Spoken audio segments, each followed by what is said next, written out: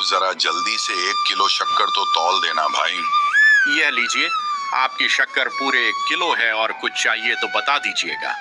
अरे माधव भाई, बात यह है कि अभी जेब खाली है और घर पर चाय छड़ी हुई है। चीनी एन वक्त पर खत्म हो गई, इसलिए दौड़ा चला आया। पैसे कल पक्का दे दूंगा, आखिर इसी गांव के तो हैं, कहीं भागे थोड़े ही जा रहे हैं। छोड़िए भाई, पैसे तो आते रहेंगे, आप कल दे देना। तभी दुकान पर संदीप का आना होता है और वह आते ही कहता है, अरे ओ माधव, 2 किलो चावल निकाल देना। कहाँ भागे जा रहे हो भाई, कम से कम इन चावलों के पैसे तो देते जाओ। माधव, माफी चाहता हूँ, पर अभी पैसे नहीं दे पाऊंगा। घर के हालात बहुत खराब हैं और खाने को कुछ भी नहीं है। अगर आज तुमने ये चावल नहीं दिए तो मेरा सारा परिवार आज रात दाने दाने के लिए तरस जाएगा और सबको भूखे पेट ही सोना पड़ेगा। भाई इतनी फिक्र मत करो, आज तुम यह चावल ले जाओ।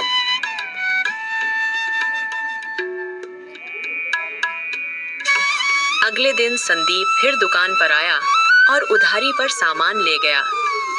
अब तो यह उसका रोज का काम हो गया था और वह लगातार उधार मांगने लगा। अरे माधव भाई, तुम सबको इतना उधार क्यों बांटते हो?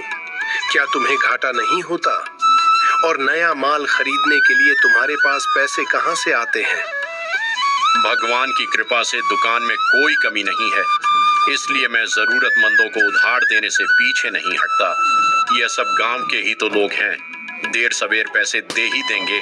हमें एक दूसरे की सहायता करनी चाहिए, खासकर जब कोई मुश्किल में हो। जैसे संदीप को ही ले लो, वह बहुत मजबूर था। अगर मैं उसे खाली हाथ लौटा देता तो उसके पूरे परिवार को आज बिना खाए ही रात काटनी पड़ती। माधव, तुम वाकई बहुत सीधे हो। तुम्हें शायद अंदाजा नहीं है कि संदीप के पास पैसे होते हैं, पर वह जानबूझकर तुम्हें फूटी कौड़ी नहीं देता। वो बस तुम्हारी इस शराफत का फायदा उठा रहा है। क्या बात कर रहे हो? क्या संदीप वाकई में ऐसा कर सकता है? मुझे तो लगा था कि वह सच में बहुत मजबूर है। राघव, मेरी बात पर गौर करो माधव। संदीप के पास पैसों की कोई कमी नहीं है। उसने कल ही नया फ्रिज लिया और आने वाली शादी के लिए नए कपड़े भी तैयार करवा लिए हैं। जिसे तुम मजबूर समझ रहे हो, वह असल में तुम्हें धोखा दे रहा है। वह बड़ी होशियारी से बहाने बनाकर तुम्हारी दुकान से मुफ्त का राशन ले जा रहा है और तुम मासूम बन रहा। तो संदीप मुझे ही बेवकूफ समझ रहा है। कल जैसे ही वह सामान लेने आएगा, मैं उसकी सारी असलियत उसके सामने रख दूंगा। फिर वही बात, तुम आज भी बिना पैसे चुकाए दुकान से सामान लेकर आ गए। क्या तुम हमेशा माधव की शराफत का ही फायदा उठाते रहोगे? अरे हाँ, वह माधव तो बिल्कुल भोला है जो मेरी हर मनगढ़ंत कहानी में फंस जाता है। मैं बस थोड़ा सा रोने का नाटक करता हूँ और वह पिघलकर मुझे मुफ्त में राशन थमा देता है। उसे बेवकूफ बनाना तो मेरे बाएं हाथ का खेल है। पर यह तरीका ज्यादा दिनों तक काम नहीं आएगा। आखिर वह भी तो दुकानदार है, कब तक अपनी दुकान लुटाएगा? आज नहीं तो कल तुम्हें उसकी पूरी उधारी पाई पाई करके भरनी ही होगी। अरे छोड़ो भी, मैं उसे पैसे देने वाला नहीं हूँ और ना ही उसे कोई कमी पड़ने वाली है। थोड़ा राशन उसने हमें दे दिया तो उसका खजाना खाली नहीं हो जाएगा। पैसे मांगने पर मैं बस लाचारी का ढोंग कर दूंगा और वह मूर्ख फौरन पिघल कर कहेगा कि उधार बाद में चुका देना। वह तो गांव भर का मसीहा बना फिरता है, सबको उधार देता है। कल देखना, मैं अपनी बातों के जाल में फंसाकर उससे 2 किलो आटा भी मुफ्त में उठा लाऊंगा। दूसरे दिन संदीप ने फिर से अपनी मजबूरी का मुखौटा लगाया और माधव की दुकान पर जाकर बोला, भाई, घर में आटा खत्म हो गया है, क्या 2 किलो आटा उधार मिल सकता है? देखो संदीप, अब बिना पिछला हिसाब किए तुम्हें एक दाना भी नहीं मिलेगा। तुम्हारी उधारी 300 तक पहुंच गई है। पहले पुराना हिसाब करो, उसके बाद ही आटे की बात करना। ऐसा मत कहो माधव, तुम तो बहुत दयालु हो। मेरा बेटे बीमारी की हालत में भूख से रो रहा है और घर का राशन पूरी तरह खत्म हो चुका है। अगर तुम गेहूं नहीं दोगे तो मेरे परिवार के सामने जान का संकट खड़ा हो जाएगा। मैं इस उम्मीद में आया था कि तुम मुझे निराश नहीं करोगे। आखिर इंसानियत भी तो कोई चीज है। अपनी जुबान को लगाम दो संदीप। झूठी हमदर्दी बटोरना बंद करो। पैसों की खातिर अपने बच्चे की सेहत का सौदा करते तुम्हें शर्म नहीं आती? मुझे सब पता है कि तुमने कल ही नया फ्रिज लिया है और नए कपड़े भी बनवाए हैं। तुम बस मेरी शराफत का नाजायज फायदा उठा रहे थे। अब तुम्हारा यह नाटक यहाँ नहीं चलेगा। पहले पिछला पूरा हिसाब करो, वरना दुकान से बाहर निकल जाओ। आज तुम्हें यहाँ से कुछ नहीं मिलेगा। इतनी सी बात का बतंगड़ क्यों बना रहे हो? 2 किलो आटा ही तो है, कोई बड़ी चीज तो नहीं मांगी। तुम्हारी दुकान तो अच्छी खासी चलती है। मुझे थोड़ा उधार दे दोगे तो क्या गरीब हो जाओगे? और रही बात उधारी की, तो गांव का हर दूसरा शख्स तुम्हारी दुकान से उधार ले जाता है। फिर आज सिर्फ मेरे लिए यह सारे नियम कायदे कहां से आ गए? मैं उधार देता हूँ क्योंकि लोग ईमानदार हैं, पर तुम उनमें से नहीं हो। आज तक तुमने पिछला 1 रुपया भी नहीं चुकाया। बस हर बार नया झूठ बोलकर सामान ले गए। जरूरत के समय साथ देना मेरा फर्ज है, पर तुमने तो झूठ को अपना हथियार बना लिया है। तुमने मेरा फायदा उठाया है और यह बात मुझे बिल्कुल मंजूर नहीं। अब बिना पुराने पैसे चुकाए तुम्हें यहाँ से एक तिनका भी नहीं मिलेगा। बहुत बड़ा दुकानदार बन रहा है ना? जा नहीं चाहिए तेरा सड़ा हुआ आटा, पर मेरी एक बात लिख कर रख ले। जिस दुकान के भरोसे तू आज मुझे बेइज्जत कर रहा है, वह एक दिन ताले में बंद होगी। तब तुझे पता चलेगा कि अपनी अकड़ दिखाना कितना भारी पड़ता है। तुम्हारे कोसने से कुछ नहीं होने वाला संदीप। मुझे अपने कर्मों और अपने ईश्वर पर पूरा भरोसा है। लेकिन हाँ, अगर मैं तुम जैसे धोखेबाजों को यूं ही मुफ्त में सामान लुटाता रहा तो जरूर मेरी दुकान एक दिन बंद हो जाएगी। अब बहुत हुआ तो चुपचाप यहाँ से निकल जाओ। तुम्हें यहाँ से अब एक दाना भी नहीं मिलने वाला। ठीक है, अभी के लिए मैं यहाँ से जा रहा हूँ। लेकिन याद रखना माधव, तुमने आज मेरी जो बेइज्जती की है, उसकी कीमत तुम्हें चुकानी पड़ेगी। वक्त हमेशा एक जैसा नहीं रहता। देख लूंगा तुम्हें भी। अरे, यह क्या देख रही हूँ? आज खाली हाथ वापस आ गए। क्या हुआ? क्या आज तुम्हारी आंखों के आंसू और बीमारी का नाटक माधव की दुकान पर काम नहीं आया? हाँ, आज माधव के तेवर बिल्कुल बदले हुए थे। उसने न केवल आटा देने से मना किया, बल्कि अपनी दुकान के मुनाफे के नशे में मुझे बहुत खरी-खोटी सुनाई। मुझे उस पर बहुत तेज गुस्सा आ रहा है। उसे लगता है कि उसकी दुकान हमेशा ऐसे ही चलती रहेगी। पर अब मैं उससे सबक सिखाऊंगा। अगर मैंने उसकी वही दुकान उससे नहीं छीन ली तो मेरा नाम बदल देना। अब उसकी बर्बादी का वक्त शुरू हो गया है। लेकिन तुम आखिर करने क्या वाले हो? तुम्हारे दिमाग में ऐसी कौन सी खिचड़ी पक रही है जिससे तुम उसकी इतनी बड़ी दुकान छीन लोगे? सिर्फ बातें नहीं करूंगा, अब ठोस काम करके दिखाऊंगा। तुम देख लेना, उसकी शामत आने वाली है। संदीप ने चुपके से माधव के अनाज में गंदा कचरा मिला दिया। 2 दिन बीतते ही ओए माधव, बाहर आ और जवाब दे। तूने क्या घटिया मिलावट की है? तेरे यहाँ का आटा खाकर मेरे बच्चे अस्पताल पहुंच गए हैं। साहब, आप क्या कह रहे हैं? मैं ऐसा नीच काम कभी नहीं कर सकता। भला मैं दूसरों की जान जोखिम में क्यों डालूंगा? बिल्कुल सही बात है। कल मैं भी चावल ले गई थी, पर उसमें सफेद प्लास्टिक जैसे नकली चावल मिले थे। माधव अब बहुत बेईमान हो गया है। लानत है माधव, तुम चंद खोटे रुपयों के लिए इतना गिर सकते हो। मैंने कभी सोचा भी नहीं था। तुम पैसों के लालच में आकर बेगुनाह लोगों के जीवन से खिलवाड़ कर रहे हो। तुम्हारे इस मिलावटी खाने से आज किसी की जान भी जा सकती थी। सब लोग तुम पर अटूट भरोसा करते हैं और सामान खरीदते हैं, पर तुमने सबके साथ ऐसा गंदा विश्वासघात किया। तुम्हें डूब मरना चाहिए। आप सब लोग मेरी बातों पर यकीन क्यों नहीं करते? मैंने ऐसा कुछ भी गंदा काम नहीं किया है। मैं इतने सालों से दुकान चला रहा हूँ और मैंने हमेशा बहुत ईमानदारी से यह दुकान चलाई है। मैंने अपनी पूरी जिंदगी में कभी बेईमानी नहीं की। झूठ बोलना छोड़। अब सबको तेरा असली चेहरा पता चल गया है। अब तेरा झूठ बोलना बिल्कुल काम नहीं आएगा। भाई लोग अब और क्या देख रहे हो?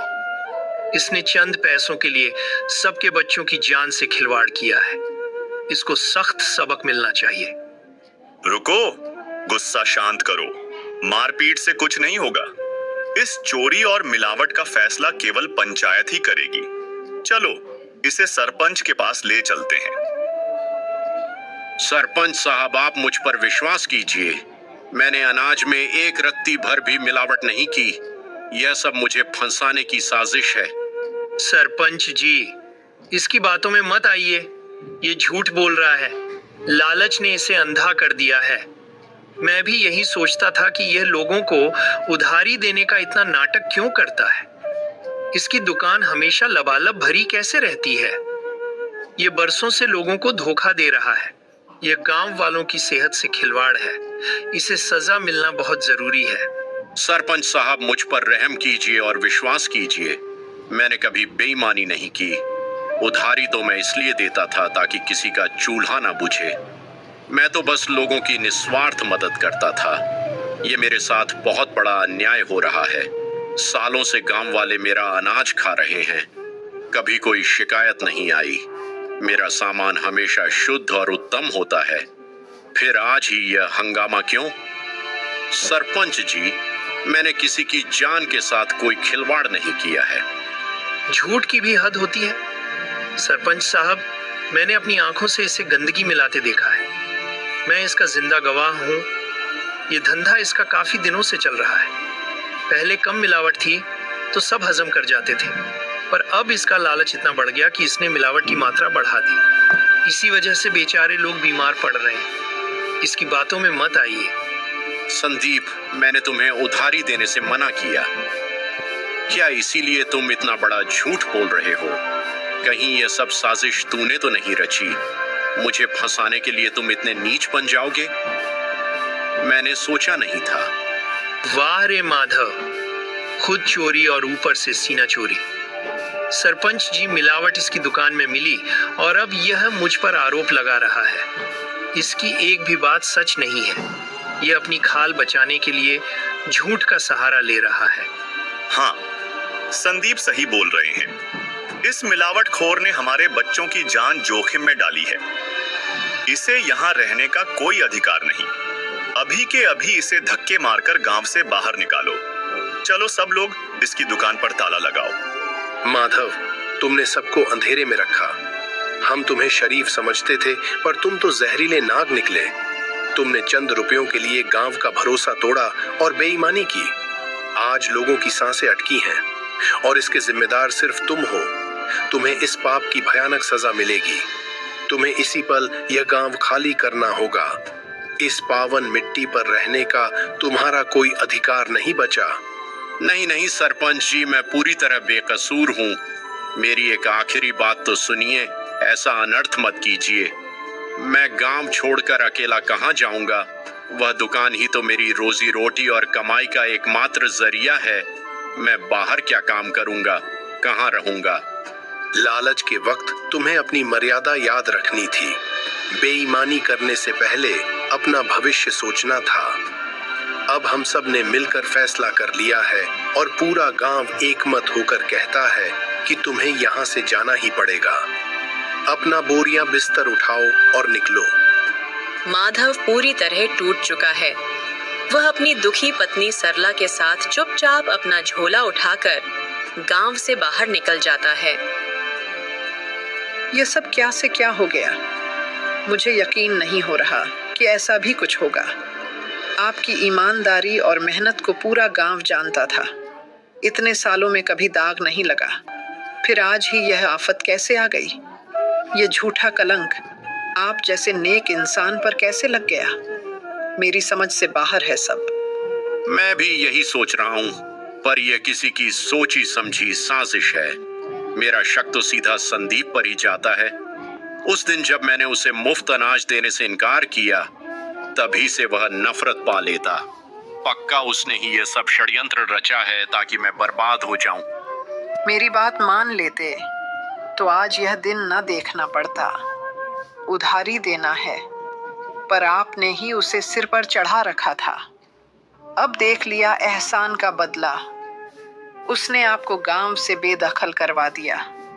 मदद का यही सिला मिला आपको। अब जो हुआ सो हुआ सरला। हमें जल्द ही अपने रहने का पक्का इंतजाम करना होगा। पुरानी बातों को याद करने से अब कुछ नहीं बदलने वाला है। हमें अब नया ठिकाना ढूंढना ही पड़ेगा। सरला और माधव दूसरे अनजान गांव में जाकर रहने लगते हैं। रहने की छत मिल गई, पर अब पेट की आग बुझाने के लिए पैसों का इंतजाम करना होगा। हमें जल्द ही नया काम खोजना पड़ेगा। मैं हार नहीं मानूंगा और काम ढूंढ कर ही रहूंगा। आप परेशान मत होइए, हम अपना छोटा सा काम शुरू करेंगे। मैं बढ़िया मसालेदार समोसे बनाऊंगी और आप उन्हें बाजार में ले जाकर बेच देना।